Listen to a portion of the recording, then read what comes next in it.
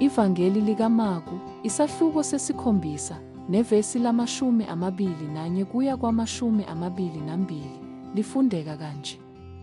Ngokuba ngaphakathi enhliziyweni yabantu kuphuma imicabango emibi, nobufebe, nokweba, nokubulala, nokuphinga, nokufisa, nokushinga, nenkohliso, nokungabi nanhloni, neso elibi, nokuhlambalaza, nokuzidla, nobuwula.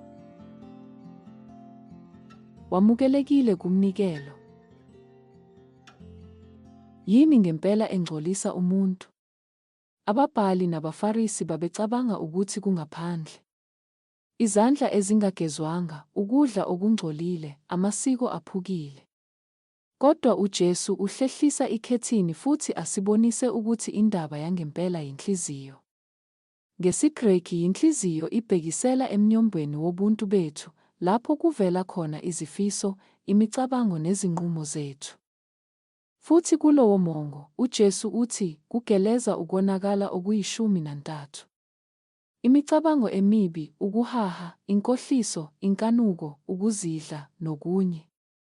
Lokhu akukhona nje ukuqhuma okuzenzakalelayo.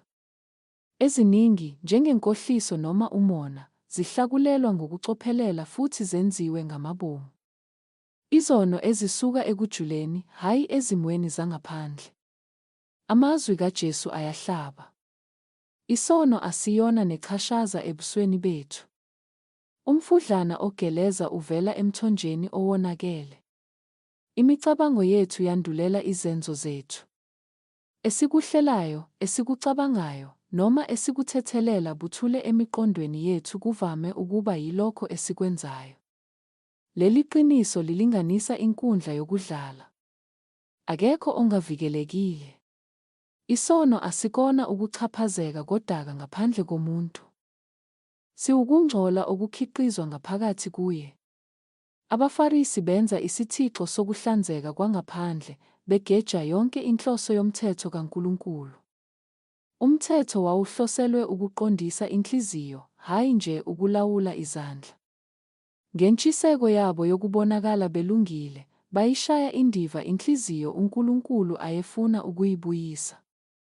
UJesu usibizela ukuthi singazihlanzi ngaphandle, kodwa simvumele ukuthi asiguqule ngaphakathi. Asidingi umusa kuphela ngezenzo zethu, kodwa nezinhloso zethu. Inhliziyo eshintshile iholela ekuphileni okushintshile.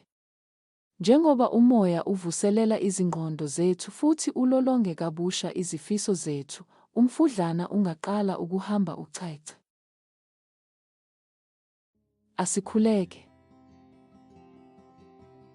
Nkosi, ngiyavuma ukuthi inhliziyo yami ivame ukuduka ekuziqhenyeni, enkohlisweni nasebuwula.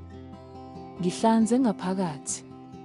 Guqula izifiso zami, imicabango yami, nezisusa zami. Ngifundise ukwazisa ubungcwele bangaphakathi kunokubukeka kwangaphandle, futhi ungisize ngihambe nsuku zonke emseni owunikezayo. Egameni likaJesu, amen.